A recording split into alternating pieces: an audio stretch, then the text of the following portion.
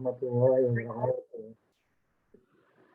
Oke, kita akan bicara masalah routing protokol tentunya ya di sini, yaitu bagaimanapun juga ini adalah penting ya untuk di WSN tentunya, karena bagaimanapun juga bahwa WSN adalah tidak lepas dari komponen link dan juga sensor node ya, yang sampai tujuannya adalah ke sync tentunya ya, sehingga bisa dimanfaatkan oleh user ataupun klien tentunya ya. Jadi memang banyak di sana bagaimana tentang problem, kemudian juga challenge, kemudian classification, juga routing, flat routing. Kita akan membicarakan 3 ya, flat routing sama hierarchy sama location based. Jadi seperti kita tahu bahwa di dalam masalah OSN, kita lihat bahwa di sini identifikasi bahwa tiap-tiap sensor itu adalah jelas ya klasifikasinya. Misalnya bahwa yang putih ini adalah sensor node biasa, kemudian yang biru ini adalah sensor node yang memang dia mendapatkan atau mengambil informasi ya, event-event.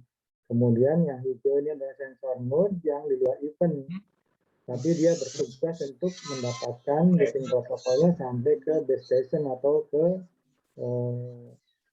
istilahnya sync tentunya, seperti itu. Nah, kalau kita tahu bahwa sebuah sensor itu sudah tersusun, kita sudah bahas kemarin, ada power unit, ada sensing unit, ada processing unit, dan juga ada transmission unit. Ya. Semuanya adalah didasari apa suplai daripada power. Sehingga betul kita bisa mendapatkan posisinya di mana dan seterusnya, itu juga sangat bisa diterima ya dengan mode, dengan komponen yang seperti ini tentunya. Kira-kira seperti itu. Nah, berikutnya adalah bagaimana kita lihat di sini bahwa dalam routing protokol di dalam WSN ini kita akan melihat bagaimana sebuah pengembangan load, juga akan lihat bagaimana quality energi dan kualitasnya. Kemudian masalah data reporting juga penting ya, berbasis waktu, berbasis event, dan juga query. Dan juga masalah heterogen dan juga toleran dan scalability network dinamis ini adalah penting juga, bagian semua menjadi bagian daripada karakteristik WSN tentunya. Kemudian kita sudah bicara masalah masih kemarin, connectivity-nya dan juga COVID dan data agregasinya sudah disampaikan. Nah, kemudian kita lihat di sini bahwa secara hierarki itu apa yang ada di dalam WSN, kita akan membahas bagian strukturnya saja ya. Jadi kita tidak membahas masalah bagaimana operasi protokolnya sendiri. Jadi paling tidak kita memahami dengan ini dengan memberikan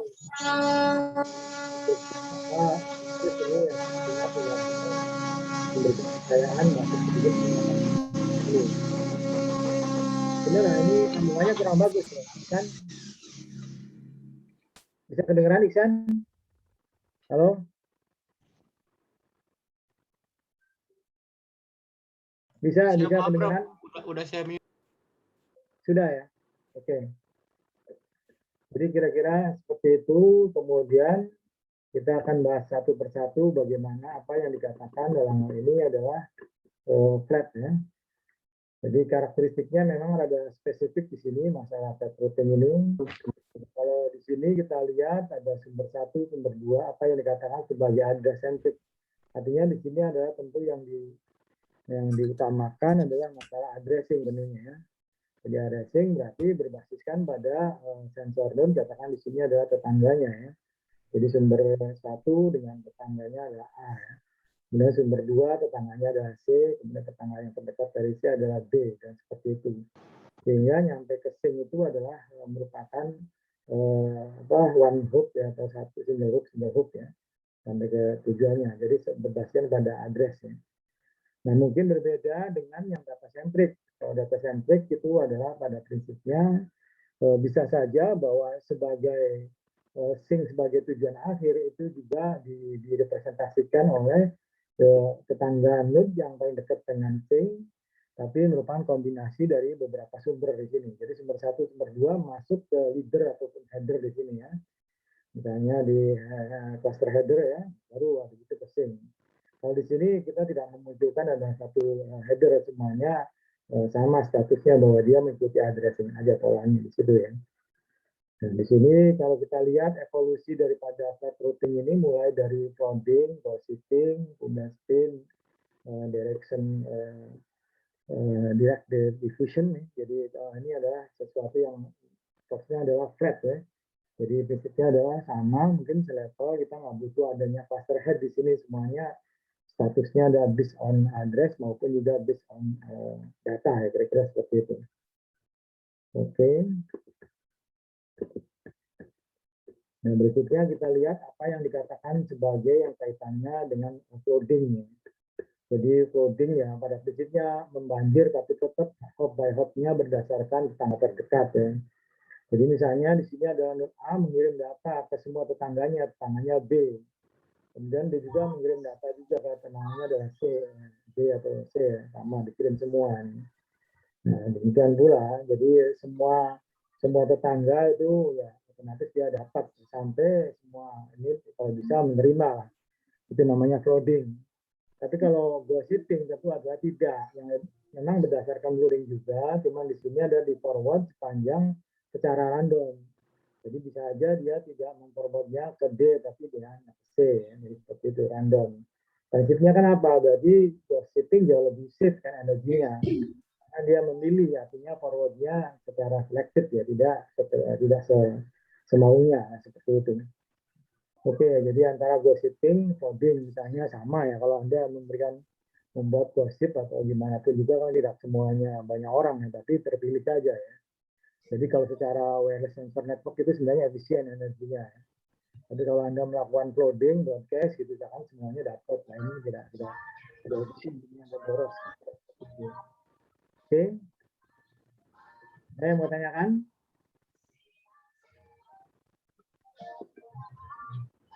Oke, berikutnya apa yang dikatakan selanjutnya dari flat routing adalah ini spin ya. Jadi spin ini banyak ya, spin yang mana gitu kan, yang manfaatnya kira-kira untuk apa gitu kan.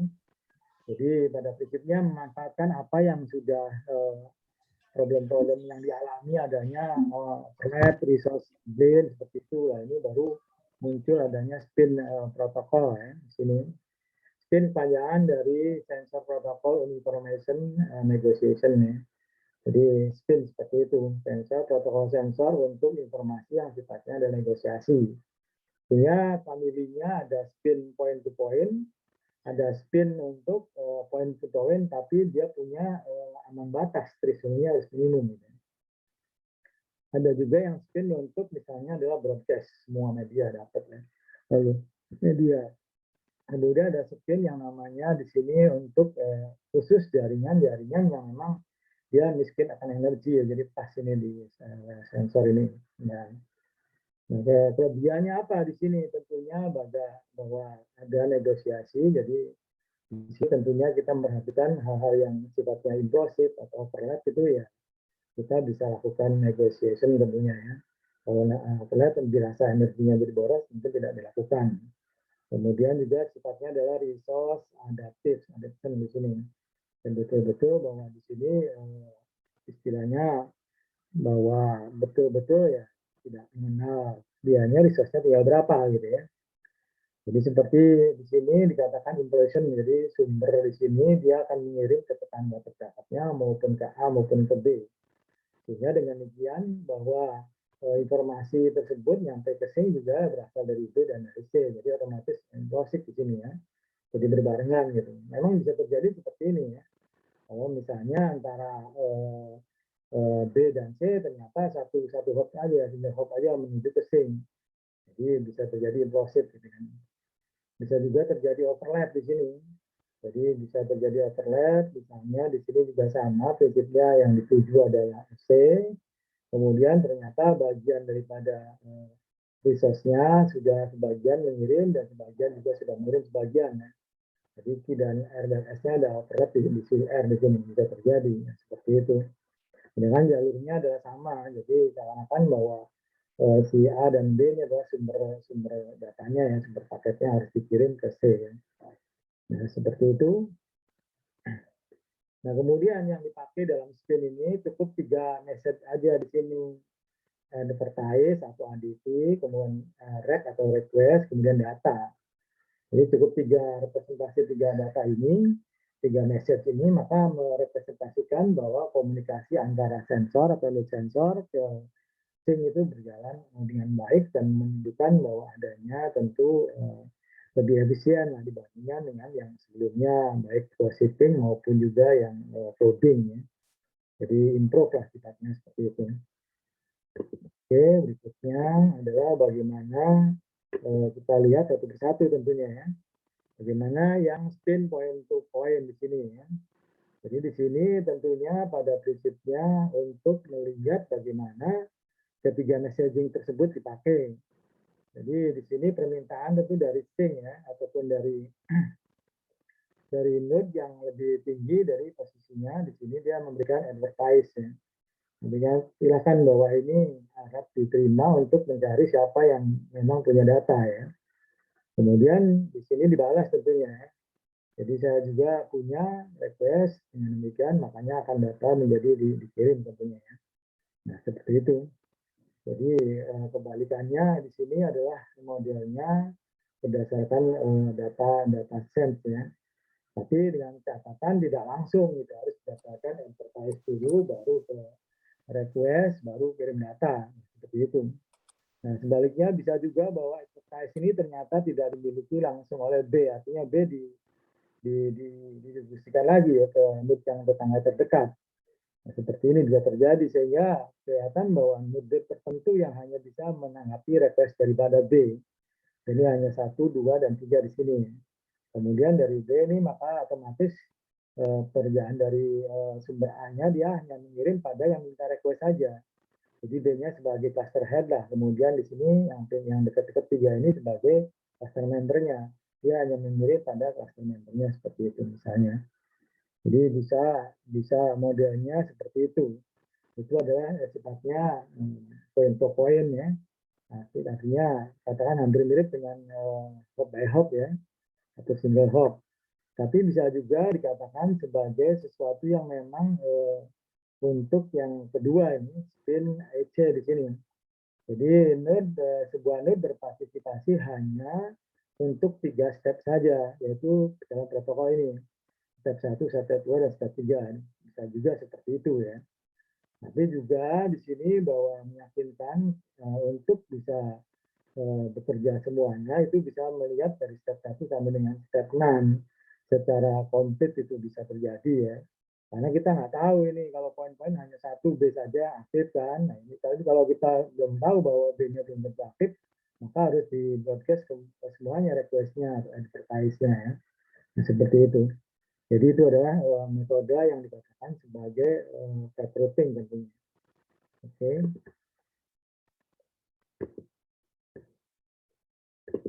Berikutnya adalah juga bisa di sini yang kaitannya tadi adalah dengan broadcast ya. Jadi tipe yang spin broadcast itu juga menggunakan transmisi ya. Jadi di sini kita lihat ini adalah sebagai ring transmisinya dari A katakan di sini ya.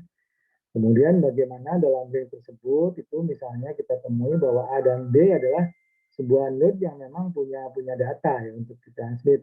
Kemudian antara E dan D ini adalah node yang memang dia menunggu request. Jadi ada enterprise dulu, nanti habis itu baru ke request tentunya. Artinya E dan D sebenarnya dia bersedia untuk memberikan itu ya.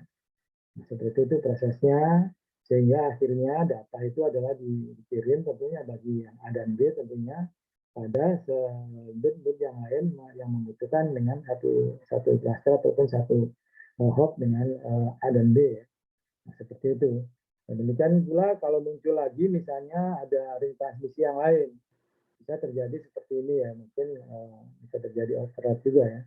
Nah, seperti itu. Jadi akhirnya muncul apa? Muncul kemudian beberapa semuanya hampir punya data semua ya.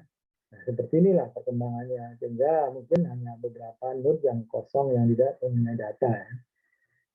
Jadi itu adalah sebabnya dikatakan sebagai model broadcast. Jadi artinya bahwa di sini sebuah node dia akan menerima advertise tadi EDT, maka dia akan secara random itu adalah dia akan memberikan request seperti tadi sebenarnya sama. Tapi secara random di sini. Kemudian bahwa juga bisa node itu meng-cancel ya ketika dia merasa bahwa ada request gitu. Boleh aja ya. Dengan catatan bahwa mungkin ada ADT yang lain, ada advertise yang lain, boleh. Requestnya itu di cancel, nggak ada masalah. Kemudian jika data di sini sifatnya adalah broadcast, tapi dalam arti hanya sekali tentunya ya. Hanya berapa request yang dia broadcast itu dibalas dengan data. Jadi seperti yang tadi ya, slide sebelumnya. Itu seperti itu. Nah, seperti yang berikutnya adalah yaitu yang terakhir spin yang katakan untuk jaringan yang memang energinya kecil, miskin gitu ya. Nah, ini adalah namanya spin RL di sini. Jadi di sini siapa yang mesti di-adjust, siapa yang diatur agar supaya menjadi andal. Jadi di sini bahwa node-node yang minta data, itu tidak perlu menjawab lah. Seperti itu. Jadi dia seakan-akan tidak menerima request ya. Nah, kemudian kalau dia menerima multiple request, ya baru ternyata dijawab. Itu seperti itu ya, karena terbatasan energi. Jadi requestnya misalnya berkali-kali, atau dapatnya banyak, ya terpaksa dia harus hidup ya. Itu adalah seperti itu. Jadi mungkin ya ada ini juga ya, ada cukup ini juga. Ya alasannya demi mempertahankan masalah energi mungkin. Oke, kira-kira seperti itu yang dikatakan sebagai spin, jadi cukup lumayan banyak, yaitu pada spin yang untuk kepentingan point to point, kemudian spin yang untuk masalah lebih punya ambang batas energinya, threshold-nya, kemudian juga untuk broadcast, kemudian untuk yang lossy network tentunya ada 4 jadi kira-kira. Oke, ada yang mau tanyakan silakan sebelum ke direct diffusion ya. Ada yang mau tanyakan silakan.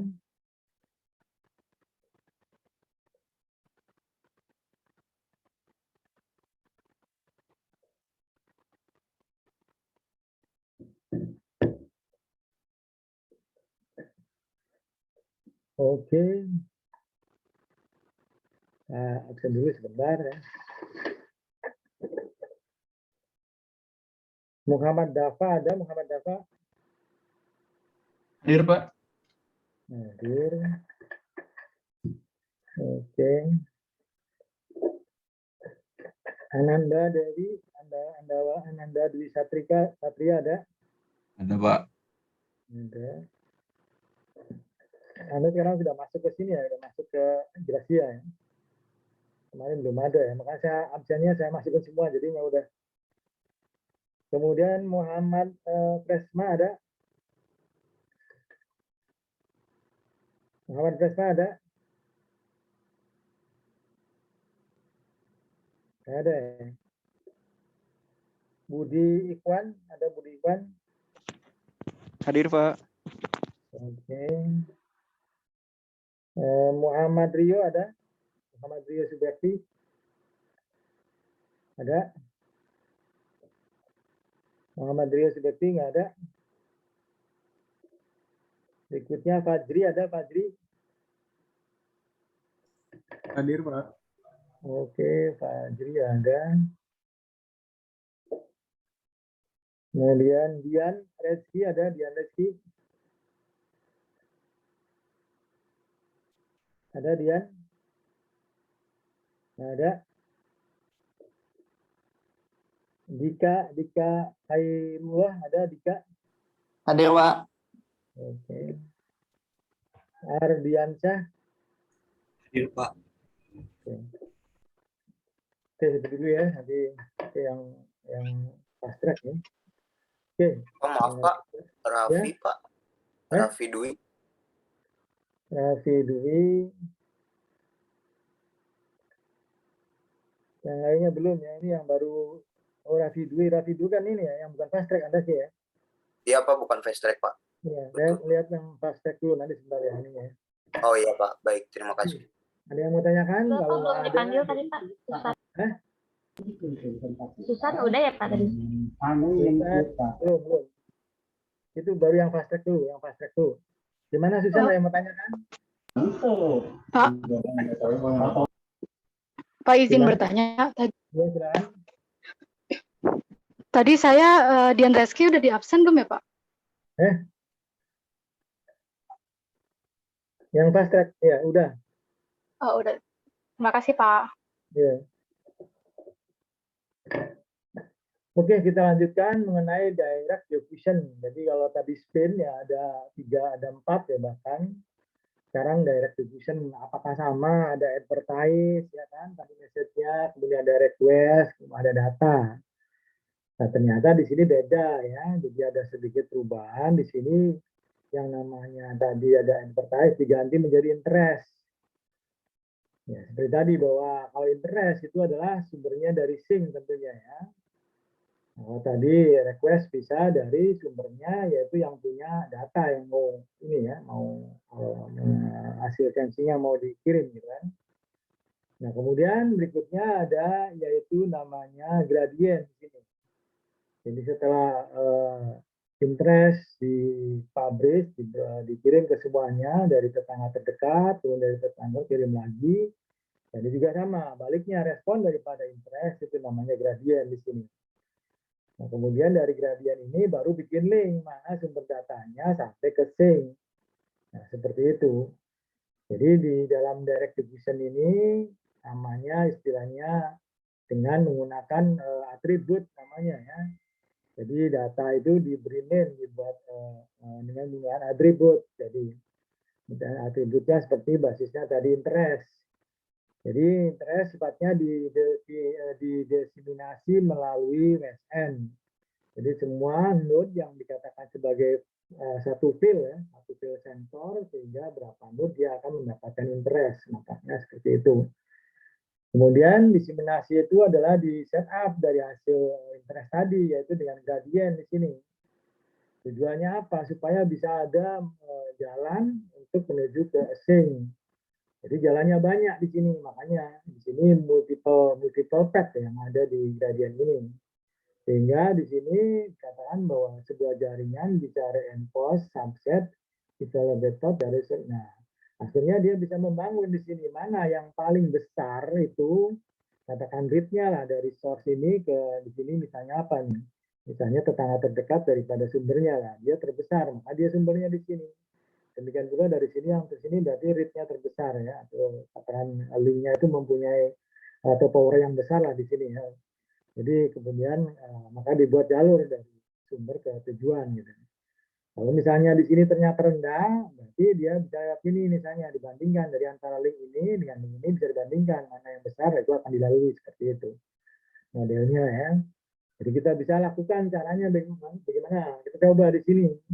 Jadi membuat misalnya apa ya istilahnya model berapa inilah gitu kan. Misalnya satu durasinya di sini ada 10 sekon.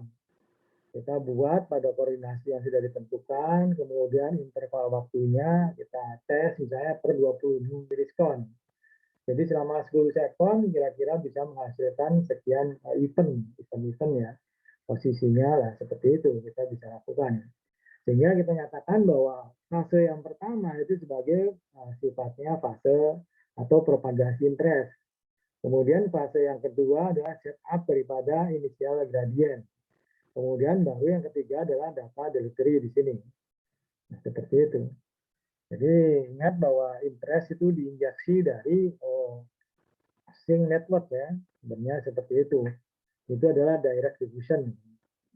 Jadi kalau misalnya kita butuh informasi daripada sensor yang ada di Pangalengan, Kebon Teh misalnya, pada hari Sabtu dan Minggu. Nah, mungkin di sana base station ataupun SIM-nya dia akan melakukan create interest pada sensor-sensor katakan yang memang lagi aktif ataupun mempunyai data seperti itu. Jadi istilahnya bukan bottom up ya, tapi top bottom ya seperti itu ya.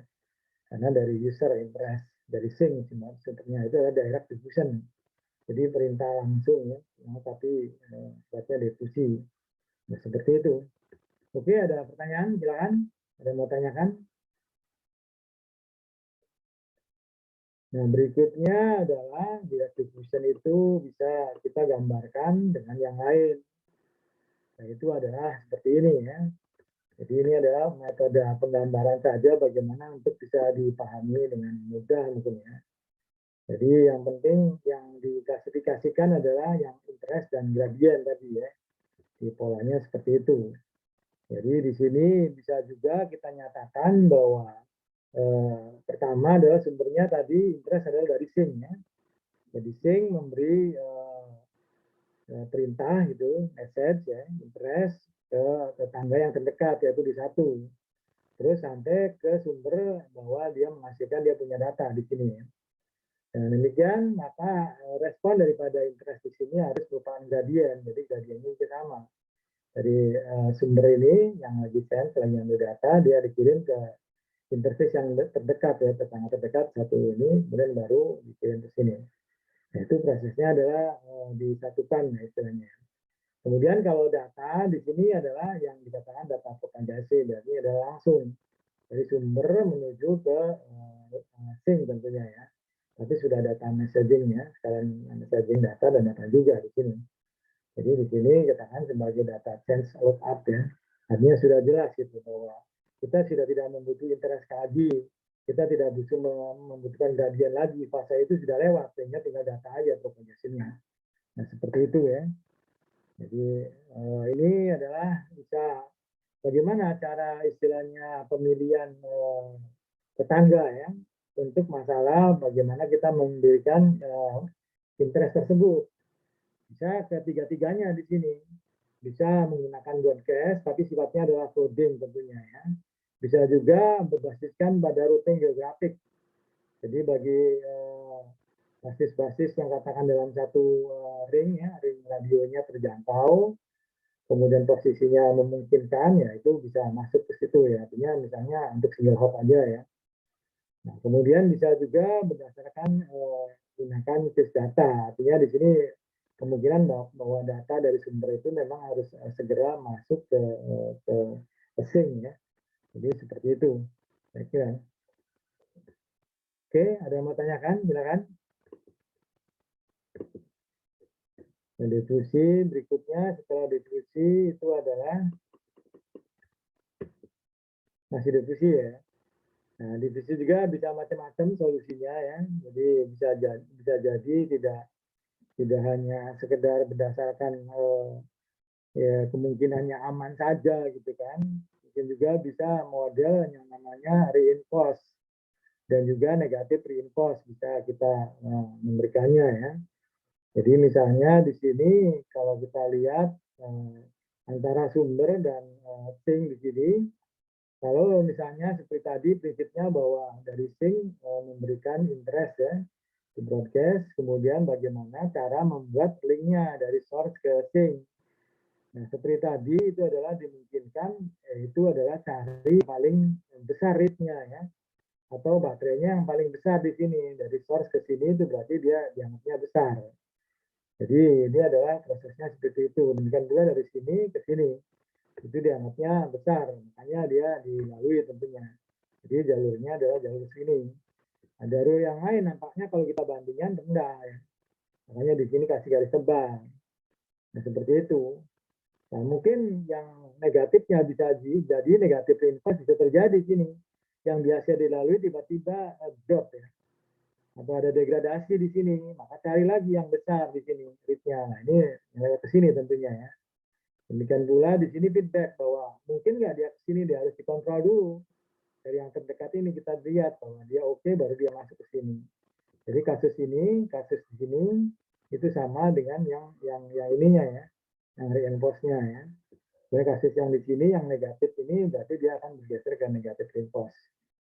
Jadi kita lihatnya adalah time out high data rate. Jadi bahwa ternyata ada sensor node yang memang sudah time out untuk mencapai ambang batas threshold-nya gitu kan, udah rendah. Berarti dia nggak bisa. Dia harus melakukan negative reinforce. Jadi artinya dia harus melakukan pengulangan lagi dari yang sing-nya tentunya ya, jadi mengirim interest kembali gitu. Melalui nah ini adalah yang terjadi supaya ada pengiriman dari source ke sing itu betul-betul melalui jalur yang high ya. Nah seperti itu. Oke, kira-kira seperti itu yang diberikan pada masalah yang diskusi ini gambarannya. Kemudian yang lain, nah ini beda tentunya ya. Ada yang pertanyakan dari spin, kemudian juga difusi, itu direct difusi, itu adalah flat ya. Jadi yang paling banyak adalah flat routing tentunya. Ada yang mau tanyakan? Silakan. Sampai di sini dulu. Sebelum kita ke gradient based routing. Jadi memang kalau tadi di spin adalah message-nya beda ya. Advertise, kemudian request, kemudian data. Kalau di direct division dia menggunakan interest, ya. Interest, kemudian apa namanya gradient, ya. Gradient, kemudian data. Nah, sekarang kalau kita pertanyakan, apakah mungkin artinya bahwa untuk gradient ini kita terapkan menggunakan gradient ini pada yang spin? Mungkin nggak kira-kira? Jadi ekivalensi kalau di spin itu bukan gradient, namanya adalah request. Kira-kira gitu. Apakah kita ganti, bisa nggak? Jadi requestnya kita ganti menjadi gradient. Boleh nggak? Message-nya. Ada yang bisa jawab?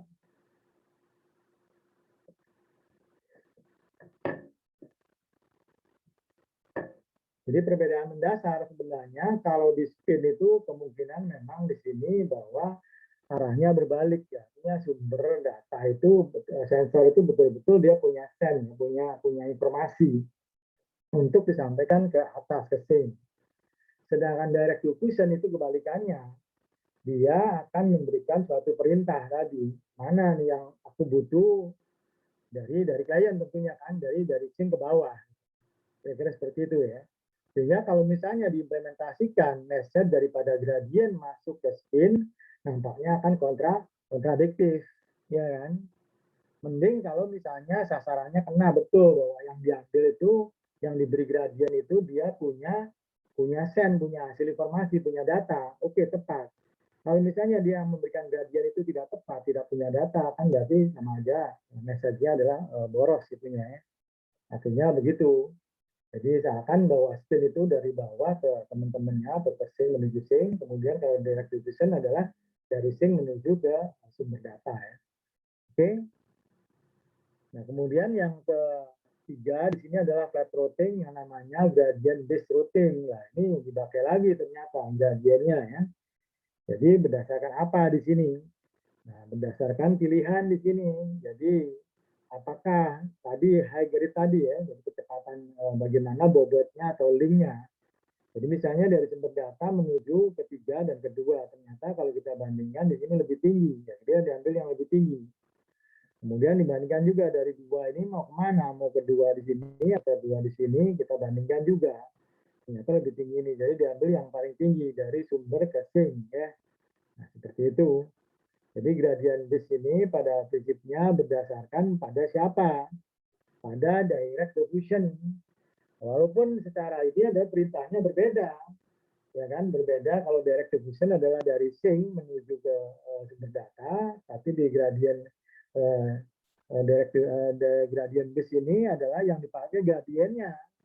Karena gradient itu adalah sumber daripada ini ya kan, message bahwa dia punya sense, punya data, punya informasi kan.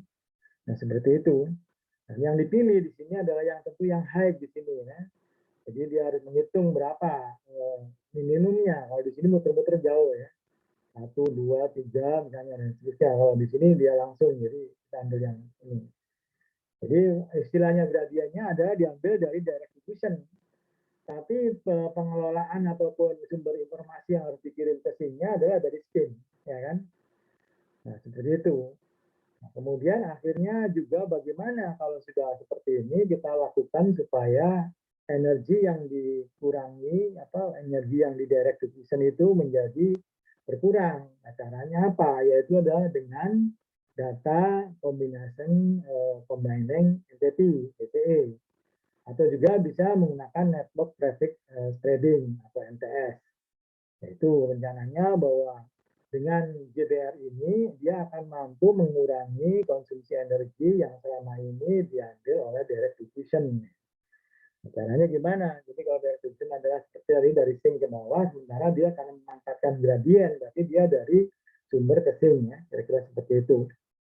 Oke, kemudian bagaimana kita lihat bahwa ini bisa terjadi tentunya ya.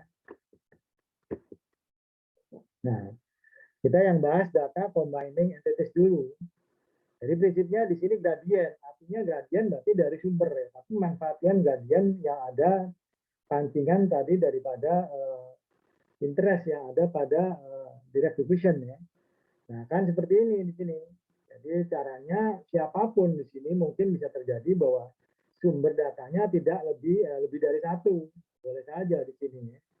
Sehingga di sini dalam arti apa yang dibutuhkan di sini adalah data combining entities. Node mana? Node yang paling dekat dengan sink atau yang paling dekat dengan node berikutnya kan nyampe ke sink nah, seperti itu. Jadi DCE itu ditampung dulu. Jadi node-node dengan multiple stream dari event yang sama terjadi yang mengikuti combining data, gabungan data di sini. Nah ternyata seperti itu. Jadi kalau kita lihat ternyata dengan begitu energinya memang di sini adalah lebih rendah ya. Jadi kalau tidak ada tanpa data combining DCE di sini dia akan muncak begini. Tapi kalau dengan menggunakan DCE di sini terasa lebih low, lebih rendah ya.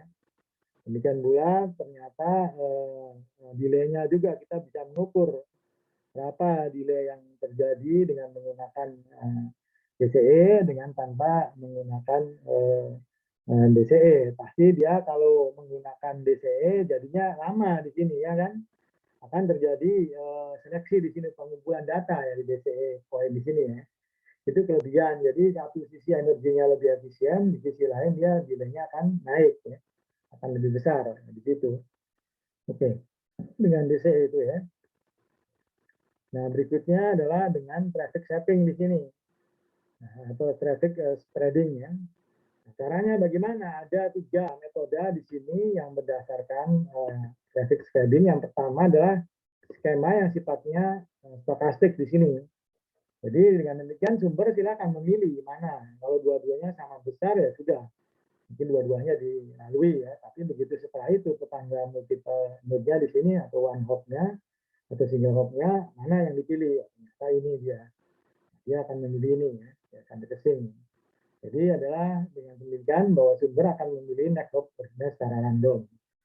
Nah, kemudian yang kedua yang berdasarkan traffic spreading yaitu berdasarkan energinya masih banyak nggak gitu kan.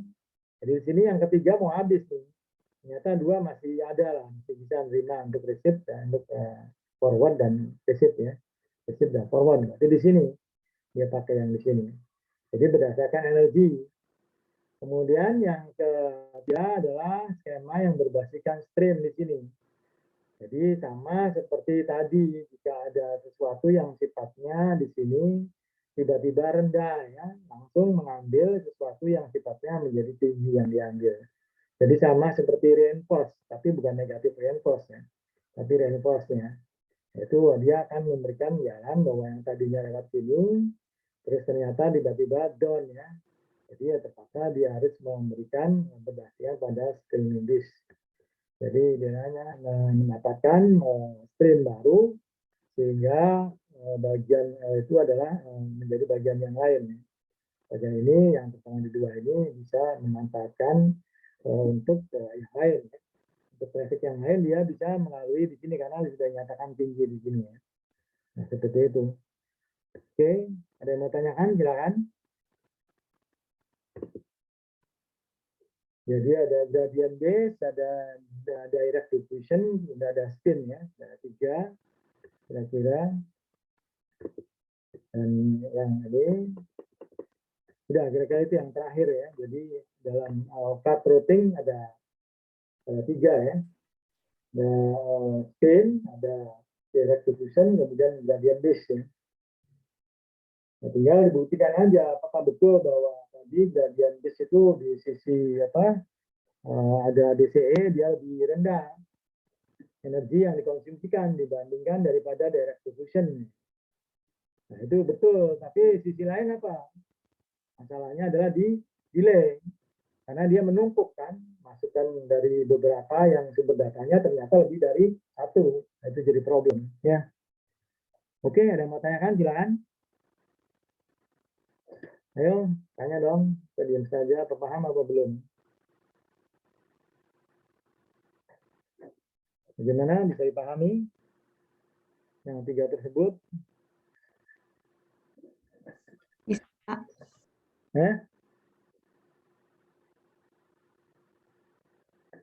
Oke, saya lanjutkan tadi tiga ya.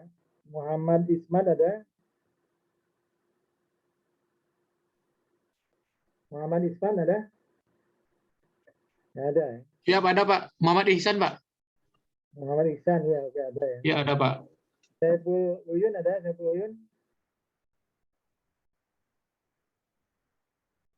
Halo, Saiful Uyun ada? Ada. Sutoyo, Suto Setiadi ada? Suto Ada, Pak. Setiadi. Hadir, Pak. Oke. Yolanda ada? Yolanda ada? Yolanda nggak ada. Lulu Milatina ada Lulu? Hadir, Pak. Oke, Muhammad Hairullah ada? Muhammad Hairullah? Hadir, Prof. Hadir. Andi apa nih? Sri Divya ada Andi? Iya, Pak, hadir. Andi Aiden ada? Hadir, Pak. Filda ada? Filda? Hadir, Pak. Aziska ada? Hadir, Pak. Muhammad Idris? Hadir, Pak. Hadir. Resi Yulia? Hadir, Pak. Muhammad Iksan? Siap, ada Pak. Oke. Zainab, tadi mana aja di Zainab, nggak tahu nongol nih. Zainab? Nggak ada juga ya. Zainab sama duanya ini yang Iklima Bairat ada? Ada juga nih, mereka berdua nih, dari kemarin ya. Nggak ada yang merasa, Yolanda Pak, ada Pak. ya oke ya. Ada tadi yang itu, yang Zainab ada, Zainab?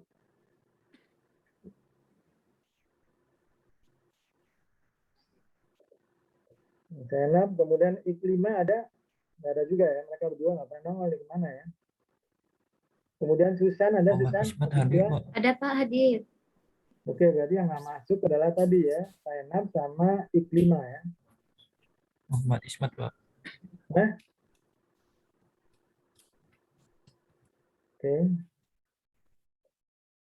Kalau kita bandingkan ya tadi yang spin, kemudian juga direct diffusion, kemudian gradient disk, kira-kira dari ketiga routing protokol fast routing itu mana yang katakan dibilang lebih efisien?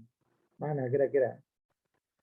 Kalau prinsipnya sama, ya, artinya anggaplah bahwa memang kita mengakomodasi yaitu dari sumber untuk sampai ke sink lah itu datanya. Kira-kira mana yang lebih efisien? Ketiga jenis protokol tersebut. Mana? Ayo, silakan siapa yang mau coba jawab?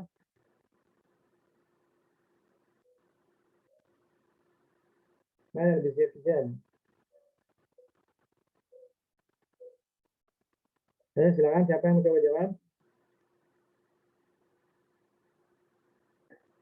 Yolanda, gimana Yolanda? Mana yang lebih efisien Yolanda? Belum bisa jawab Pak. Hah? Belum bisa menjawab Pak, saya cari dulu Pak. Oh. Oke, Muhammad Iksan, gimana Muhammad Iksan? Siapa? Kalau menurut saya yang terakhir tadi Pak lebih efisien Pak. Mana yang gradient base? Ya yang gradient itu Pak. Oke, gradient base itu ada dua ya. Ada yang DCE, ada yang rapid spreading. Mana kira-kira? Yang ini yang ada base tadi itu yang ada energi save power-nya yang slide sebelumnya Pak. Itu kalau menurut saya lebih efisien. Iya, yang lebih efisien yang rapid spreading ya. Iya Pak. Karena dia betul-betul melihat bagaimana node tetangganya dengan energi yang dia punya ya, masih atau tidak. Gitu. Oke, kita lanjutkan. Kalau gitu yang masalah hierarki. Ini hierarki penting ya. Nah, hierarki di sini tentu secara umum dia punya karakteristik. Ya betul, dia menyatakan bahwa dirinya lebih efisien dibandingkan ke plat yang tadi ya. Nah, kemudian apa lagi? Lebih scalable. Jadi kalau di flat routing katanya tidak scalable. Semuanya memang di sana berapa sensor pun bisa gabung menjadi flat routing. Tinggal nanti pakainya yang mana ya, gradient base dan seterusnya. Nah ini modelnya scalable, berarti akan dibuat cluster. Nah, kemudian baru di sini caranya bagaimana bahwa dia modelnya scalable di sini, artinya jadi dibuat cluster head dan juga cluster member. Jadi cukup dua aja. Jadi di sini antara sync dan ini satu cluster di sini, cluster head dan cluster member. Jadi cukup yang berhubungan dengan sync adalah cluster head saja di sini. Nah, kemudian di sini bahwa prinsipnya yaitu sifatnya adalah betul-betul organize ya. Jadi tiap cluster itu betul-betul udah diketahui ya informasi yang sebelah mana ya, yang cluster member yang mana yang dia punya SAN, yang punya sumber data gitu ya.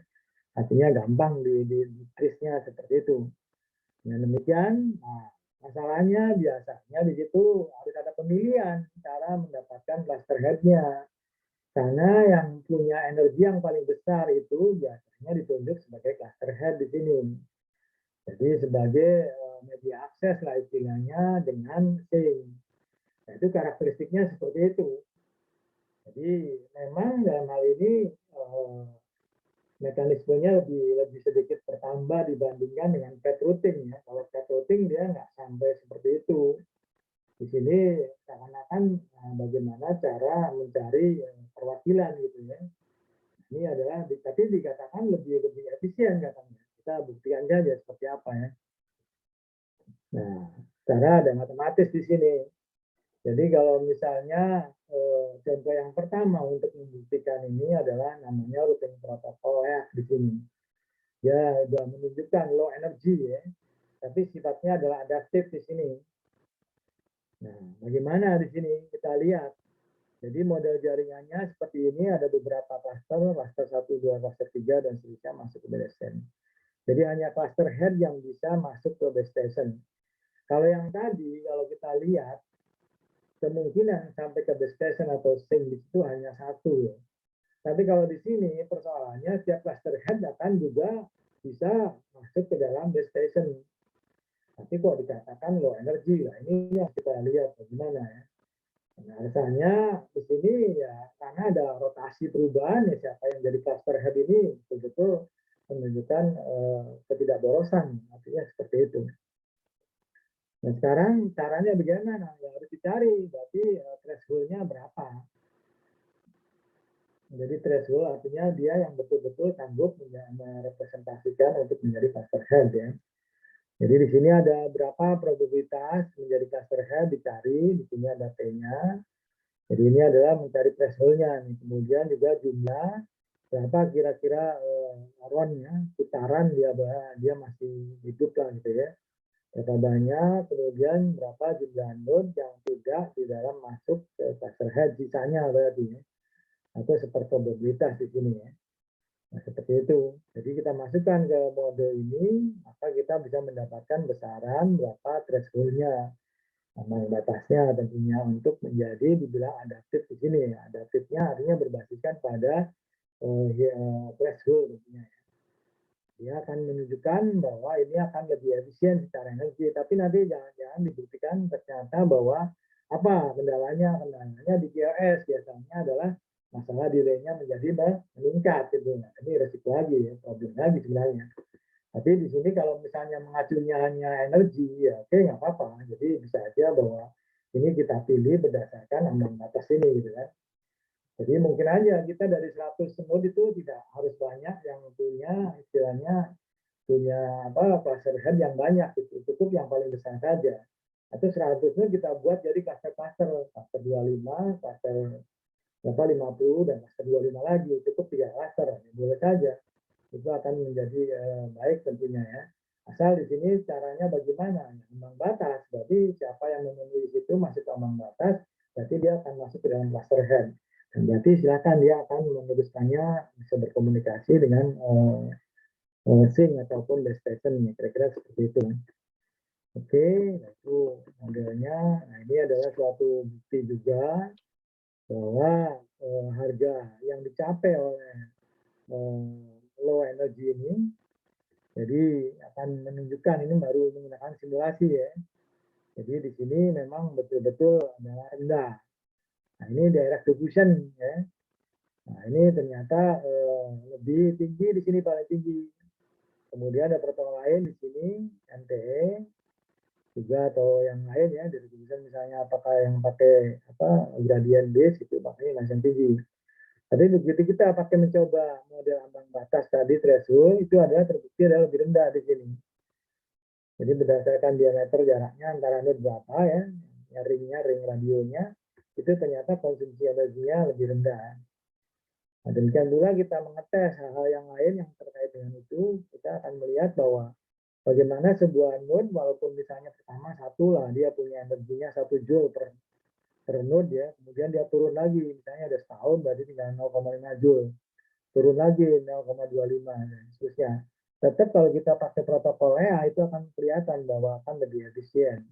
Di mana di sini akan kelihatan cara bagaimana sebuah roll itu berkurang itu akan lebih menipis dibandingkan dengan protokol yang lain. Nah, seperti itu.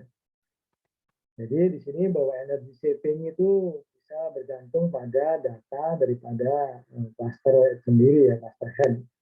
Jadi alasannya dengan adanya cluster head itu akan membuat saving energy.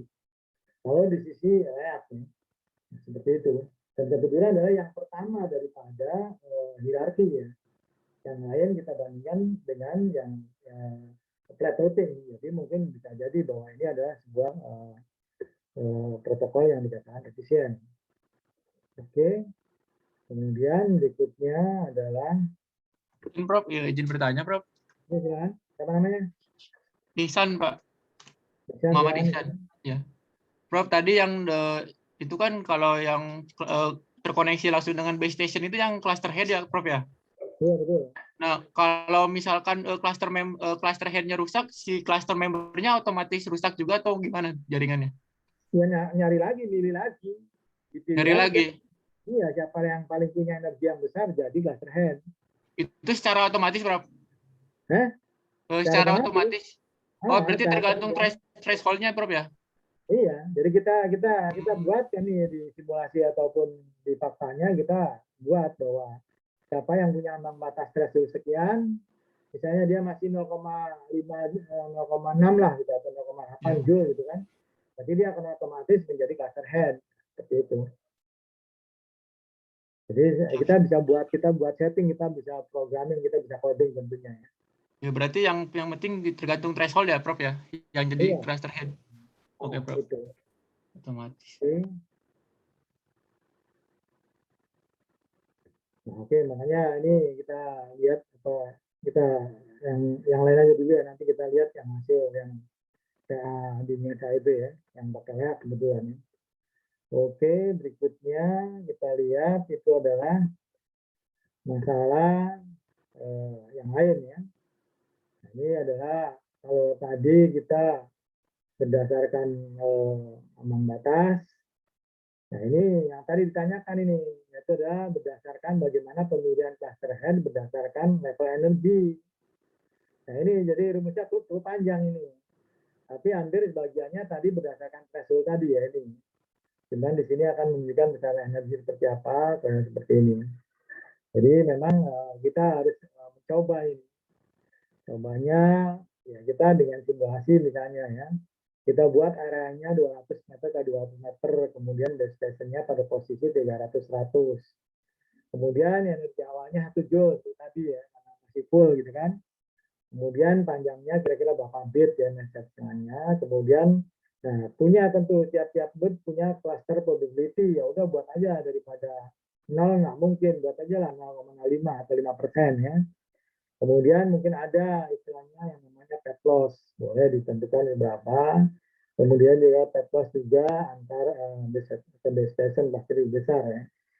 Sehingga kita bisa menghasilkan besaran-besaran seperti ini.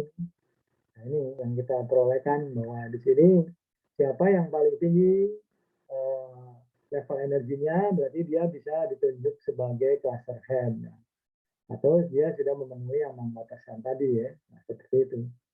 Jadi kita masukin saja secara programnya gitu ya. Dan mungkin nggak kalian misalnya bawa dari katakan ada 10 cluster, kemudian ada satu cluster yang semua elemen node-nya atau node sensornya sudah habis semua ya, ini sudah di bawah threshold semua. Kalau mungkin nggak dia akan menunjuk ke cluster head. Nah ini persoalannya, berarti dia akan harus bergabung ya cluster head yang masih punya cluster head ya. Apa ya? Harus bergabung yang cluster yang masih punya cluster head. Jadi node-nya harus menyatu atau artinya melebar mungkin ya karena jangkauan yang cluster head masih live ya. Nah, seperti itu. Kalau misalnya dalam satu cluster head-nya tidak punya atau itu sudah habis semua energinya di bawah ambang batas ini. Itu. Oke.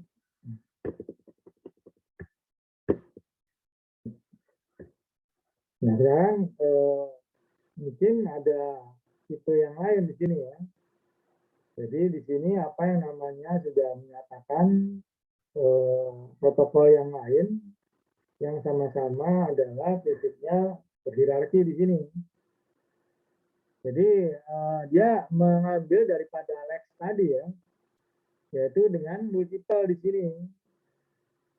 Jadi caranya apa? Jadi cluster head-nya bertingkat di sini. Ada cluster head tingkat 1, ada cluster head di tingkat 2 di sini. Jadi di sini cluster head tingkat 1 tentunya ya. Yang dekat ini kasu, tingkat 2 di sini yang dekat dengan base station atau sink. Nah, ini model baru ini. Nanti bagaimana kita membuat cluster head-nya berlevel. Kalau tadi masih seragam levelnya ya. Jadi menggunakan pin ini threshold sensitif namanya juga ya. Tapi juga men-state adanya energi efisiensi sensor network ya. Jadi dia nggak melupakan masalah efisiensi energinya. Nah itu juga adalah mungkin perlu dibuktikan ya bahwa ternyata pin itu ataupun pin itu bisa lebih efisien dibanding dengan cluster head yang pertama. Jadi kenyataan ini juga mungkin artinya apa? Artinya dia sengaja membuat level dalam cluster head. Artinya mungkin sekarang diturunkan ya ambang batas energinya gitu kan. Tadi katakan masih 80%, ya udah kalau gitu kita turunkan aja. Untuk yang level pertama ini ya udah jangan terlalu rendah lah 0,5 aja gitu ya. 50%. Kemudian yang 80 yang masih commit itu adalah yang dekat dengan base station. Ya boleh, tidak apa-apa, dimungkinkan ya. Jadi artinya untuk bisa menambah ininya apa sih pembentukan klasternya tidak bubar. Artinya sesuai dengan katakan mauannya 10 sampai selesai periode tertentu 10 juga tidak bubar ya klasternya. Bisa modelnya seperti itu, kita membentukkan multi cluster. Oke. Nah ini kalau kita lihat secara simulasi juga dibuktikan ternyata memang adanya multiple cluster band ini memang lebih efisien ini ternyata ya, dan waktunya jauh lebih lama ya lifetime sensornya dibandingkan dengan yang tadi yang Lex tadi ya. Nah seperti ini. Jadi ternyata dia punya performansi lebih baik ya dibandingkan Lex. Karena apa? Karena di sini sifatnya adalah event driven operation ya. Jadi betul-betul mungkin yang node yang live ya, yang bisa menghasilkan data, dia akan bisa bekerja. Kemudian juga melakukan ini karena apa? Karena di sini ya, itu adalah ya tadi. Jadi periode transisinya mungkin diperenggang gitu ya, seperti itu. Ya itu biasanya gitu sih, masalah efisiensi ini pasti bermainnya ya pada dikurangin ininya ya, life aktifnya ya. Kemudian parameter energi kualitas juga sebagai trade off-nya. Jadi ini betul-betul yang dikalkulasi atau di trade off-nya hanya masalah energi. Saya nggak yakin masalahnya, pasti kalau kita kaitkan dengan delay itu problemnya lebih meningkat, mungkin delaynya lebih besar ya. Tapi delay juga bisa diakali masalah di schedule time slot-nya ya. Jadi itu juga perlu adanya sinkronisasi. Upaya-upaya itu juga ada, tentunya sangat baik tentunya ya. Jadi kita untuk mengurangi delay, kita bermain dengan time slot. Tapi kalau kita bicara tentang cluster head, berarti kita harus berupaya untuk masalah penunjukan level energinya sejauh mana supaya efisien. Nah, seperti itu. Oke. Nah, kemudian baru yang ketiga adalah berdasarkan location base di sini. Jadi location base ya tentunya ya, berdasarkan ring tentunya ya. Jadi node-node di sini berdasarkan lokasinya punya ya, node A, node B dan seterusnya di sini. Kira-kira punya ada irisan dan seterusnya. Katanya estimation jarak. Nah, ini nanti akan dibicarakan di location ya. Itu termasuk di Pak Bas tadi. Ada rumus-rumusnya juga. Jadi estimasi berdasarkan jarak, juga discovery, juga berdasarkan tetangga terdekat ya. Atau juga berdasarkan pada GPS, itu bisa dilakukan seperti itu. Caranya gimana? Jadi kita ada kalkulasi yang namanya virtual grid di sini. Harus besarnya adalah jaraknya, distance-nya itu adalah lebih kecil daripada R, yaitu nominal radio ring-nya berapa, satu node, kemudian dibagi dengan akar 5. Nah, kita dibuat adalah virtual grid. Jadi komposisi ini seperti ini. Kemudian kita buat virtual grid-nya, R-nya menjadi seperti ini. Ada radio ring, ada R-nya segini kan, sampai ke 4 lebih gitu ya. Tapi kalau kita bikin rumusan begini, virtual grid-nya seperti ini. Nah, dengan demikian akan lebih baik tentunya. Dengan model yang namanya geographic adaptive ini. Berdasarkan kalkulasi bagaimana penjarakannya, berdasarkan virtual grid. Nah, itu seperti itu. Jadi asumsinya bahwa kita melihat masalah energi ini, yaitu biasanya kita melihat jaringannya, yaitu ada ini ad hoc di sini. Jadi ad hoc itu konsumsi energinya luar biasa gitu kan. Kemudian baru dia timbul motivasi, yaitu bagaimana dengan geographical adaptive seperti ini. Nah, dengan demikian maka kita buktikan dengan model seperti ini. Hasilnya apa? Muncul yaitu bagaimana kita mendapatkan redundant nodes gitu kan. Jika misalnya di A sudah selesai bekerja, kemudian akan bergeser ke B, yaitu dari sini ada 2 ya, dan seterusnya sampai kepada sync ya, gitu. Jadi jika node 2 ini adalah sudah mulai lama, maka bisa terus bergeser ke node 3 dan 4 di sini ya. Jadi sehingga tetap berlangsung bahwa komunikasi dari sumber ke tujuan ke sync itu adalah berjalan. Berbasiskan pada grid distance ya, bawahnya seperti itu. Oke, mungkin yang itu saja yang kemudian yang lain ini adalah bagaimana masalah proses daripada geographic adaptation affordability ini biasanya seperti ini, dia berdasarkan apa sleeping, aktif atau discovery. Ya. Jadi kalau sleeping berarti betul-betul di sini asumsinya tidak radionya down. Ya. Kemudian kalau discovery berarti dia tetap dia harus mencari bentuk tetangga yang berdasarkan grid tadi ya. Kira-kira seperti itu, virtual grid tadi diasumsikannya dia dapat. Kemudian kalau dia aktif berarti dia betul dia ada menerima dan dia mengirim dan dia memforwardkan ya. Nah, tinggal nanti di state bagaimana waktu-waktunya ya. Jadi waktu aktif kadang suatu saat dia habis ya, jadi akan mendapatkan discovery. Bisa juga bahwa waktu habis sensor itu akan sleeping, bisa masuk sleeping. Dan bisa juga habis sleeping dia sudah kenyang tidur masuk ke discovery lagi. Kemudian discovery udah beres baru masuk ke after aktif lagi dan seperti itulah modelnya ya. Jadi ini adalah asumsinya dengan model seperti ini karena berdasarkan grid tadi, yaitu akan menjadi lebih efisien gitu ya. Ceritanya seperti itu. Oke, ada yang mau tanyakan, silakan.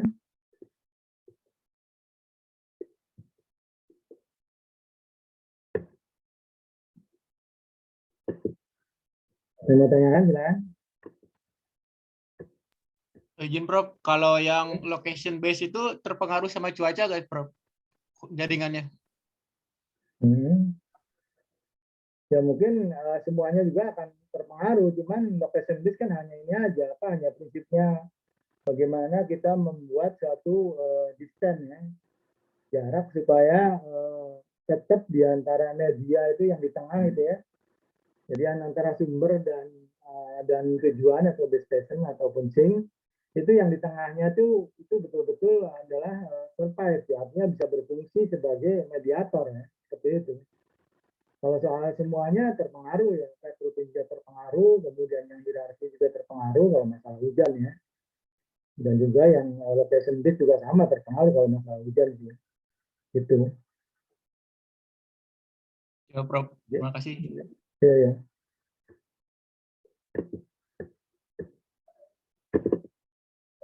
Nah, kita lihat di sini adalah masalah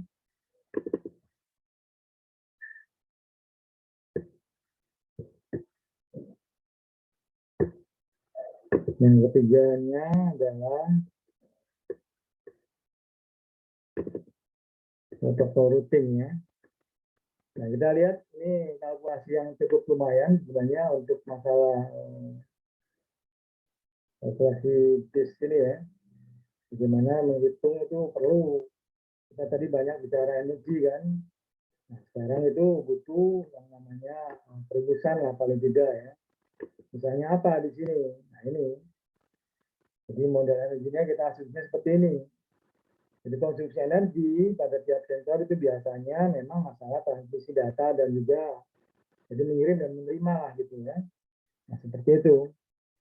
Nah ini akhirnya kita bisa kalkulasikan misalnya bahwa ada yang dikirim datanya kabit ya. Kemudian jatuh tangannya katakan D. Maka di sini ada transmission distance di D-nya. Sehingga kita bisa menghitung berapa konsumsi energinya berdasarkan yang tersebut. Misalnya ada seperti ini. Jadi apa nih? Sebutnya nih E, D, alpha ya. Dikali ini, ditambah ini, dan dikali K. Nah ini P-nya adalah apa di sini? P-nya adalah representasi daripada energi elektroniknya seperti apa ya. Nah itu artinya apa di sini? Berarti dia akan bergantung bagian daripada ini. Besaran di sini adalah kita lihat fungsi ini yaitu adalah sebagai penguat ya, amplifier. Nah, di sini juga dinyatakan sebagai multipatnya. Jadi berapa sih kira-kira yang muncul ya, berapa banyak petnya. Kemudian alpha di sini ada pet loss-nya karena kan kita lihat radio ya. Jadi ada pet loss-nya, biasanya ambil komponennya lebih besar dari 2 dan lebih kecil dari 4. Jadi rumus ini adalah bisa ditentukan berapa konsumsi energi untuk transmisi. Nah, transmisi artinya pasti dia ini ya, dia akan lebih besar, ya kan? Kemudian kalau menerima saja, otomatis dia akan lebih kecil di sini, tinggal perkalian dari ini aja ya. Jadi K dikalikan ini, dan ini ada besar ini adalah besaran yang dikatakan sebagai receipt-nya ya, titik energi di sini ya kan, kali ini. Sedang kalau transmit berarti ya, di belahan tentunya ya. Jadi lebih besar di sini. Nah, itu kira-kira.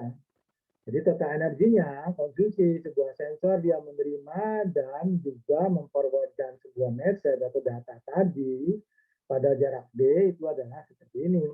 Jadi penjumlahan daripada transmit, pengirim dan juga penerima. Ya, kira-kira seperti itu. Bisa dibayangkan?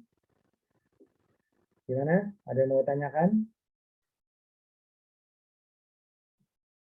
Nah itu, jadi ya kita terserah mau menguploadkan per sekian per level cluster.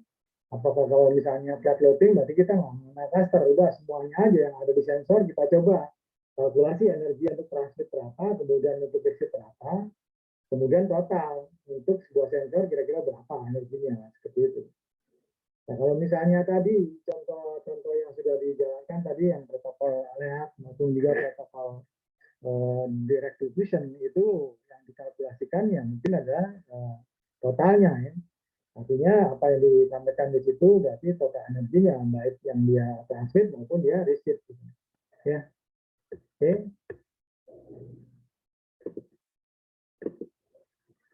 Nah, kemudian ini adalah penting juga untuk dipahami masalah bagaimana kita mau mendesain misalnya nanti untuk IoT dan segala macam, kita harus tahu dulu. Jadi apa yang dikatakan sebagai protokol yang sifatnya ada location. Nah, ini misalnya seperti tadi ya, yang pertama tadi apa yang kedua ya, ya kan, geographic location. Nah ini maksudnya sini ke location based ya kan. Kemudian apalagi di sini ada yang lain-lain, pokoknya banyak ini ya, bisa dicari di buku ya. Kemudian ada yang sistem layering di sini. Nah, ini tadi yang sudah bicarakan adalah layout ya. Ada Pegasus, kemudian ini Athena dan Athena sama ini adalah hierarki ya tadi ya sudah disampaikan. Jadi yang komplit adalah di sini sistem layer. Kemudian data centric. Nah, data centric ini spin.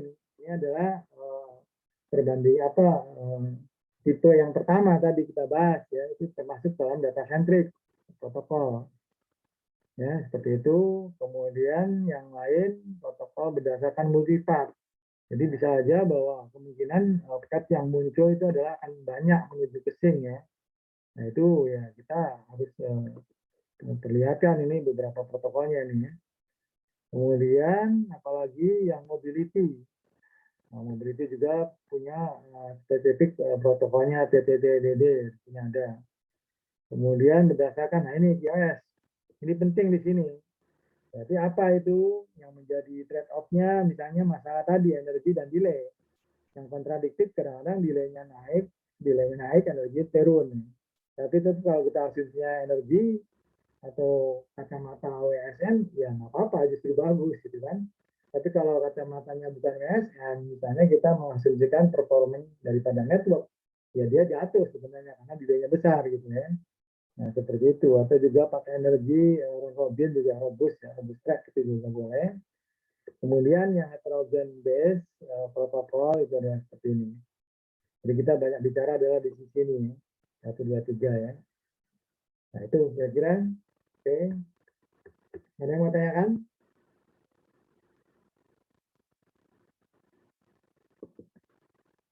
Nah, kemudian kita lihat satu persatu mungkin, tapi yang pentingnya saja ya. Jadi kita lihat masalah location base. Nah ini seperti kaitannya dengan manet ini ya. Jadi ini adalah location base, itu prinsipnya di mana sih lokasi fisik sesungguhnya ya. Jadi itu menjadi hal yang penting sebetulnya. Kenapa? Karena di sini nanti hubungannya dengan seperti data tadi ya. Diseminasi data atau juga bentuk itu rutinnya seperti apa ya. Nah, seperti itu. Kemudian juga berdasarkan lokasi sensornya sendiri, maka kita lihat dari jarak yang terpendek umum ya. Kemudian jarak yang terpendek ini menjadi konsekuensi pasti akan melihat bagaimana minimum dan maksimumnya ya. Itu kita lihat itu. Kemudian energi yang dikonsumsikan di dalam forward data ini bergantung daripada jarak. Seperti tadi rumusnya kita bisa pakai itu, ya kan? Jadi di sini misalnya konsumsi energi tadi itu bisa pakai dengan yaitu adalah jarak tadi ya. Kemudian juga bahwa di sini yang biasa banyak dipakai location di sini adalah dengan manet tentunya ya. Untuk mobile network ini biasanya banyak dipakai. Sementara kalau misalnya ini bicara tentang energi, tentu adalah bukan metriknya di dalam manet. Ya. Tapi kalau misalnya masalah energi, tadi perhitungan location, yaitu tepat di manet tentunya. Jadi seperti itu.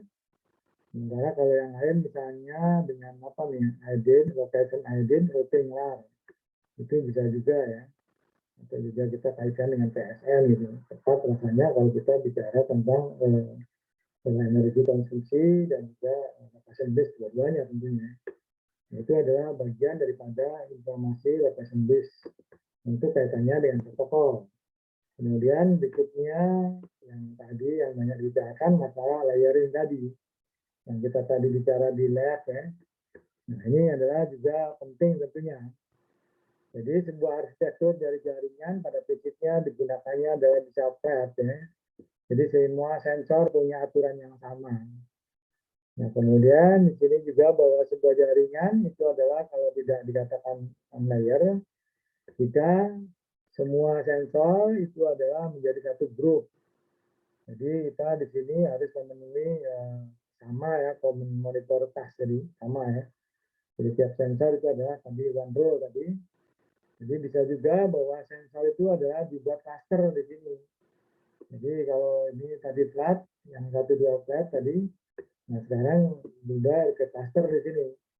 Jadi di sini tentu di manage tentunya siapa yang dikatakan sebagai cluster head-nya. Nah seperti itu. Nah itu juga masuk ke dalam layer ya, pengertian untuk keprotokolannya di layer di situ. Seperti itu.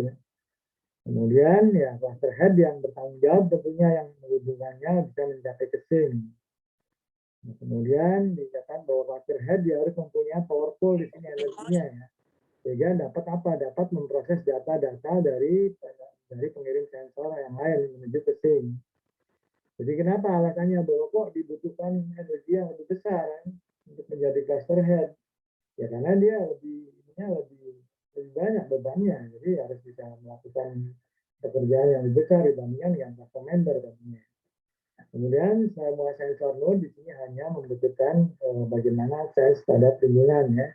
Kemudian datanya udah dikirim ke cluster head tentunya. Itu ya udah, ya pekerjaannya cluster member memang lebih sederhana.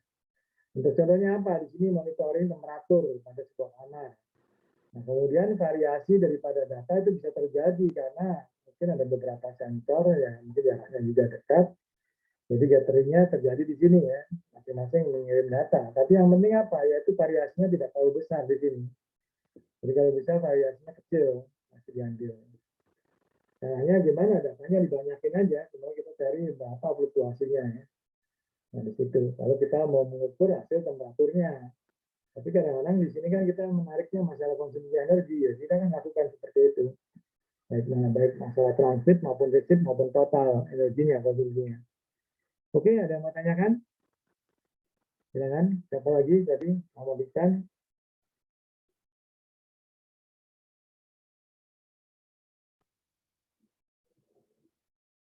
Nah, itu silakan dibaca sendiri mungkin ya, yang intinya. Saya akan menjelaskan yang kaitannya dengan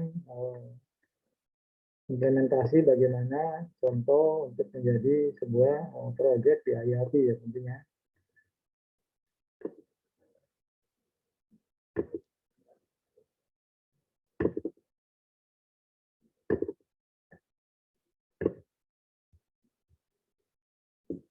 Pak, mau nanya Pak, Silakan. kalau dari overall yang dari tadi 3 struktur network itu Pak kan ada 3 yang dibahas Pak ya. Nah itu yang paling efektif dipakai yang mana ya Pak biasanya?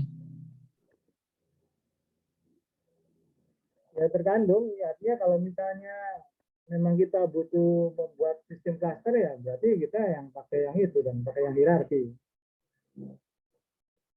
Kalau kita tidak membutuhkan clustering ya udah pakai yang flat aja. Flatnya kan macam-macam kan, flat di situ mau yang mana gitu kan, mau yang direct distribution, mau yang ya, apa yang mau gradient base kan, tinggal dipilih aja. Tapi kalau berarti kalau dari ya Pak, apa? berarti kalau dari pilihan yang pertama dipilih kalau pengen simple yang pertama Pak ya, yang flat tadi Pak. Flat ya. Yang pertama. Siap Pak. Tapi kalau mau coba untuk melakukan perbandingan bahwa ternyata compare tadinya kita membutuhkan mana yang lebih baik ya silakan masuk ke dalam yang hierarki gitu kan, nggak ada salahnya. Kita bandingkan. Siap. Buat banding ya Pak ya. Jaringan flat sama hierarki itu lebih efektif mana? Gitu. Ya. Nah ini contoh ini ya, kebetulan bagaimana memodifikasi yaitu LED dan juga Pegasus routing protocol untuk masalah efisiensi energi di dalam jaring IoT ya. Jadi ceritanya seperti itu. Nah, kemudian kalau kita lihat memang ada sih dasar-dasar yang mensupport ke sana gitu kan. Kita harus pandai mencari studi literatur tentunya ya. Nah, di sini namanya centralized lab di sini ya. Jadi tiap-tiap node itu adalah berbasiskan GPS positionnya. Jadi sudah aja nih pakai GPS position. Nah, mengirim informasinya ke sync, ya kan? Dan menggunakan tentu adalah banyak energi, cost-nya juga besar. Ya. Coba yang lain, yang PAIS cluster head di sini dengan adanya PLEX, ya. PAIS Lex namanya, dia mengganti cluster head. Ya. Jika yang cluster head yang ini yang jalan itu habis powernya, seperti yang ditanyakan, jangan sampai memang cluster head-nya bubar gitu ya. Jadi pindah ke cluster head yang tetangganya. Nah ini kita di sini di PLEX tentunya. Ya. Nah baru di sini kita baca nih, ternyata di Lex sendiri ada punya masalahnya berdasarkan pada platform IoT di sini. Jadi sensornya di sini adalah siapa yang paling energinya terbesar, maka dia berada dalam cluster yang dikatakan sebagai cluster head. Nah seperti itu. Kemudian baru dia memanfaatkan Pegasus. Nah, Pegasus ini kan protokol itu yang sifatnya flat ya. Jadi merupakan dari satu sensor ke sensor yang lain sampai ke sync tentunya. Jadi informasi itu dari satu sensor ke sensor yang lainnya kita memungkinkan ya sampai ke sync ya, seperti itu. Jadi dia akan melakukan kombinasi seperti ini. Coba berikutnya kemudian satu-satu membahasnya tentunya ya. Bagaimana yang tadi ya sistem protokol X tadi kita sudah bahas ya. Dan tadi yang masalah sensor kita bisa bermain di sini. Sebenarnya tadi misalnya ya dimatikan gitu ya fungsinya atau tidak istilahnya ada juga jangan terlalu banyak aktif lah gitu ya. Discovery-nya dibanyakin gitu, aktifnya sedikitin gitu. Tapi jangan sampai sleeping bener ya, sleepingnya 1 gitu kan, discovery-nya berapa 7, aktifnya 2, itu salah satu mengefisiensikan energi seperti itu kan. Nanti bermainnya di sini, bermain di spot dan juga penunjuk cluster head di situ ya. Nah, kemudian kalau Pegasus tadi seperti ini, bahwa siapapun lah gitu ya, racing seperti ini modelnya, siapa yang menjadi cluster head-nya, dia akan mencari ya tentunya dengan sendirinya. Jadi mirip dengan hasil daripada Pegasus, hasil dari Lex, kemudian mencari bentuknya karakteristik Pegasusnya. Sehingga kalau kita melihat secara keseluruhan ya seperti ini. Jadi dibuat cluster head, kemudian cluster ini bisa langsung ke sync. Nah, kemudian dari sini ya tentunya akan bisa bagaimana mengenai ke end user-nya ya. Demikian juga kalau kita berbasiskan pada Pegasus juga sama, berapa yang punya kecenderungannya dari cluster dari sensor node ke sensor node yang lain sampai dikirim ke sensor yang paling dekat dengan sync. Ya. Seperti itu. Nah, kalau kita lihat, kalau kita gabungkan kombinasinya seperti ini network yang kita buat kombinasi. Jadi kita lihat ini cluster member biasa, kemudian ini adalah cluster head. Ya kan? Kemudian di sini ada yang namanya lead ya, pemimpin daripada ini. Jadi dari proses cluster head ke cluster head dia menggunakan Pegasus. Kemudian dari masing-masing cluster member menuju cluster node dia menggunakan LEAC. Ya. Dan kemudian dari cluster head ke cluster head yang satu yang lain tapi juga menggunakan LEAC dan Pegasus ya. Nah seperti ini. Nah mungkin kita bisa modifikasi tadi yang Atin ya dengan menggunakan cluster head-nya itu adalah bertingkat. Ada cluster head tingkat 1 atau cluster tingkat 2. Jadi cukup satu ini ada cluster head tingkat 1 ini. Kita bisa ya. Kemudian yang lainnya ada tingkat 2. Sehingga yang cukup masuk ke sini ke sync itu hanya yang cluster head tingkat 1. Tapi hampir mirip seperti itu sih. Ya. Tapi di sini menyatakannya menggunakannya polanya ada Pegasus gitu kan. Jadi kalau dibilang Pegasus karena memang linknya terlalu banyak. Jadi beberapa cluster head itu berapa, ini banyak sekali ya. Sampai ini ya 1, 2, 3, 4 ya. Ini 1, 2, 3, banyak juga ya. Nah, seperti itu. Nah, kemudian apa yang dilihat di sini hasilnya? Nah, pertama kita harus desain dulu networknya seperti apa. Jadi kita buat seperti area networknya berapa, jumlah node-nya berapa. Nah ini ternyata kemarin dipakai juga nambah banyak jumlah node, nambah lumayan ya. Persoalannya kadang-kadang tidak terprediksi gitu ya. Dan paket size juga berpengaruh, kemudian sumber energinya mau berapa ya, nanojoule atau berapa, terserah atau joule juga boleh. Kemudian juga mengenai konsumsi masalah butuh penguat tentunya ya, kita buat tambah kecil tentunya. Nah ini kita desain, kemudian kita lakukan simulasi tentunya, hasilnya ada seperti ini. Bagaimana di sini jumlah daripada hasil samplingnya untuk tadi misalnya kita mengenal berapa sih jumlah round yang dicapai jika misalnya energinya adalah di cluster head tersebut tinggal 40%, kemudian tinggal 30%. Nah, sehingga di sini ternyata yang makin kecil, ya kan, makin rendah 10% dari kecil. Tapi kalau dia masih tinggi berarti dia akan jumlah round yang dicapai adalah banyak. Itu salah satu analisisnya. Kemudian apalagi? Yang penting juga di sini kita bandingkan di sini bahwa ternyata kita memodifikasi itu memang ya dalam hal ini masih berada di tengah ya, dibandingkan dengan Pegasus di sini ataupun juga dengan Net di sini. Jadi di sini adalah kita lihat jumlah node-nya mungkin kalau Pegasus ya mungkin jumlah row-nya seperti biasa, tapi kalau modifikasi hasilnya adalah seperti ini. Kemudian juga energi dan lain-lain silakan bisa diamati langsung ya bagaimana hasil daripada modifikasi tersebut, kira-kira seperti itu. Oke, ada pertanyaan. Jadi challenge-nya seperti tadi, mungkin Anda bisa membandingkan jenis yang lain. Terserah mau pembandingan antara flat dengan hierarki atau antara hierarki dengan rotation base atau yang lain. Kita bisa melakukan apa yang akan kita dicoba untuk itu ya. Dilihat bagaimana konsumsi energi dan lain-lainnya. Oke, ada yang mau tanyakan silakan. Jadi ini bagian yang penting sebenarnya ini, klasifikasi ini ya. Klasifikasi ini adalah penting. Jadi kalau tadi berarti sama-sama ke ini ya, sama-sama ke layer ya. Layer protokol di sini. Tapi yang belum dicoba yang atinnya. Ya, kita bermain di membatas threshold-nya dia belum mencoba. Dia hanya mencoba baru di Lex dan juga Pegasus saja. Silakan kalau ada yang mau nanti berminat di TA di tesis ya, di tesis S2 ini kita akan mengkaji lebih jauh untuk beberapa ini protokol ini boleh aja ya. Nah, seperti itu. Silakan. Atau mau protokol yang lain dengan spin atau dengan ini boleh aja ya. Silakan. Ini perlu dilihat seperti apa sih. Ya minimal tadi masalah energi ya. Kalau mau dikaitkan dengan QoS-nya boleh. Kelihatan masalah delay-nya seperti apa, kemudian round time-nya juga mungkin perlu juga waktunya.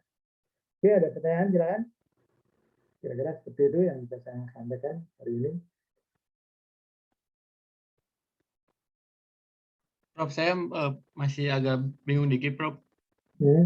Masalah yang di slide ini, Prof, yang modify algorithm model, Prof.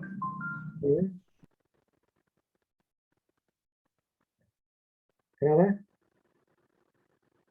Ini ada jaringannya ada synode sama end user ya, Prof? Iya. Itu komunikasinya pakai Wi-Fi sama GPRS, Prof? Pakai koneksi internet.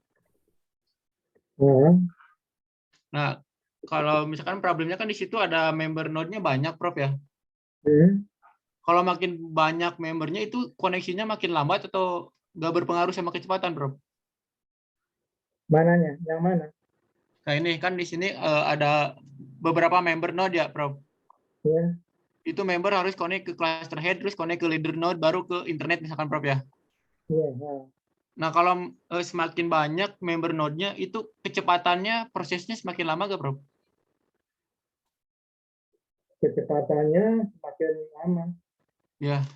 Berpengaruh nggak, Prof? Di sini bahwa makin banyak member node, berarti kan masing-masing cluster kan harus mencari tetap pemilihan cluster head kan. Iya. Nah sekarang mungkin yang paling utama adalah bagaimana jumlah clusternya dari awal sampai akhir bisa mengalami perubahan tidak, itu kan. Misalnya ini kalau masih awal ya, jumlah cluster head-nya di sini kan kalau nggak salah sekitar 8 ya. Ya. Ya kan? Nah, bisa aja seperti yang tadi bahwa cluster head di awal di sini di paling ujung dia pada mati semua ya. Iya. Sehingga dia mungkin harus mencari ataupun bukan mati, artinya tidak memenuhi ambang batas gitu kan. Dia akan pindah ke cluster kan pindah nggak ke yang berbeda. lain. Nah, seperti itu. Hmm. Jadi kalau misalnya kecepatan dalam arti mungkin kita standar aja antara cluster head satu dengan cluster head yang lain, misalnya dengan link berapa ya, itu adalah standar uniform gitu, tidak dibeda-bedakan. Tapi yang dibedakan adalah kemampuan daripada masing-masing sensor dalam memiliki energi yang tersisa. Nah, seperti itu. Oh iya, Prof. Siap, Prof. Iya, ya kan? Gitu. Oke. Ya adapun masalah ininya terserah mau pakai wifi maupun apa, ini kan udah di luar WSN sebenarnya ya. Yang penting bahwa data dari WSN ini kita masuk ke dalam Teamloop semua gitu kan. Adapun untuk kepentingan user kita silakan mau pakai internet, mau pakai wifi atau database apa ya, itu fleksibel saja gitu. Gitu. Boleh kalau mau misalnya kita buat aja juga rangkaiannya silakan aja, misalnya seperti tadi masalah pengukuran temperatur atau pengukuran apa lagi ya, boleh kita mencari lebih dari 2 atau 3 lah sensor node-nya. Kita implementasikan seperti itu. Kalau ini dibuatnya dengan simulasi ini. Makanya dia bisa mendapatkan cukup banyak, misalnya sampai 30 sensor node-nya ya.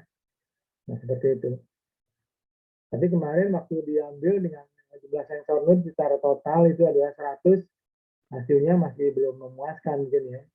Ya cenderungnya mungkin lebih baik pakai yang Aptin tadi ya, artinya membentuk cluster head tingkat gitu kan, ada tingkat 1, kemudian ada tingkat 2 dan seterusnya. Itu jauh lebih baik mungkin. Jadi yang sebenarnya yang paling penting bagaimana mempertahankan sensor-sensor itu jangan cepat mati lah gitu ya. Artinya kalau cepat mati kan berarti ya nggak ada artinya ya buat user gitu kan. Jadi supaya lifetime-nya bertambah. Nah, caranya gimana ya? Caranya seperti itu, diatur energinya supaya minimal gitu kan, efisien. Ya. Adapun ya, caranya protokol mana yang digunakan? Ya, silakan perlu dikaji ini protokol mana yang digunakan gitu kan. Yang penting buat user itu merasa dibantu gitu kan. Merasa ada manfaatnya. Saya menaruh sensor sekian banyak, hasil yang bisa ini saya peroleh ya, punya keandalan yang bagus gitu ya. Kalau dilihat dari network FWS ya misalnya jaringannya jadi cepat gitu ya, nggak terlalu lama saya nunggu datanya dan seterusnya. Kemudian data-data yang kita peroleh juga signifikan dan seterusnya ya oke menjadi jaringan yang saya buat, topologi yang saya bangun, yang saya desain berhasil gitu. Ya. Oke. Masih ada lagi pertanyaan? Yang lain ini banyak yang tidur ya. Permisi Prof, punten mau tanya, Ya. menyamakan persepsi aja Pak. Nah. Dari tadi kan routing yang dibuat diimplementasikan di tempat yang berbeda, tapi tujuannya yang saya tangkap itu sama, yaitu efisiensi energi. Nah, apa yang terjadi kalau ternyata node-nya ini energinya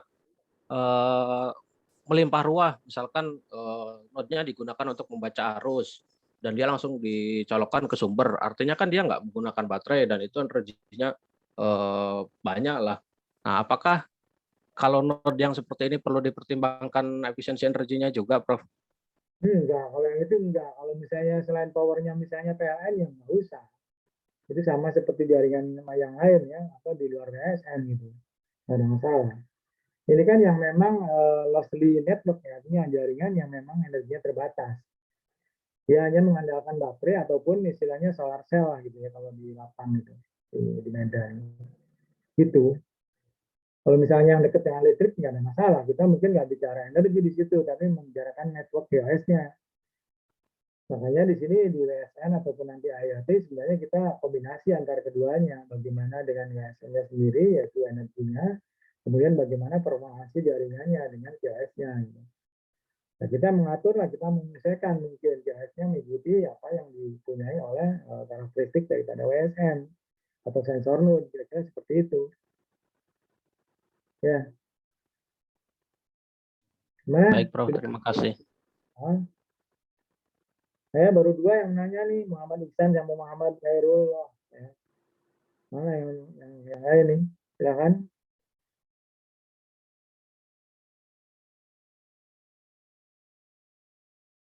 Nanti kalau di aplikasi segala macamnya nanti di ini ya di hardware software-nya nanti di pertemuan dengan Pak Nyoman itu.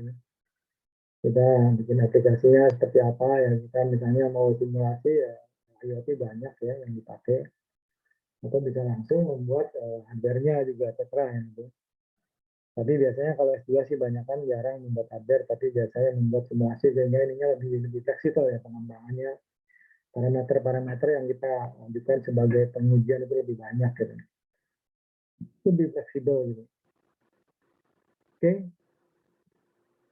Oke, kalau gitu saya akhiri saja pertemuan dengan saya untuk sampai dengan materi BSN sampai di sini. Minggu depan Anda bertemu dengan Pak Basuki ya, sampai dengan UTS. Nanti setelah UTS bertemu lagi dengan saya 2 kali, habis itu pertanyaan sampai selesai ya. Ya, kira-kira seperti itu. Ya, cukup. Terima kasih banyak atas kehadiran Anda. Dan mudah-mudahan Anda terus bisa mengikutinya dengan baik dan menjadi mahasiswa yang tetap rajin bertanya ya, karena untuk kepentingan Anda sendiri. Dan juga bahwa Anda sudah punya bayangan nanti mau bikin proposal dan segala macamnya, apalagi misalnya sangat tertarik dengan IoT, monggo. Tapi kalau yang lain juga silakan, paling tidak Anda punya sense ya. Sense artinya apa? Dapat informasi tentunya ya. Jadi sense itu apakah nanti misalnya finding-nya tadi sampai ke SING, berarti finding-nya nanti sampai ke proposal tesis, Anda silakan bisa cermat sendiri ya. Baik, terima kasih. Saya tutup dan mengucapkan alhamdulillahirrahmanirrahim. Assalamualaikum warahmatullahi wabarakatuh. Waalaikumsalam. Waalaikumsalam warahmatullahi wabarakatuh. Lagi setelah UTS ya. Baik Pak, setelah UTS. Ya.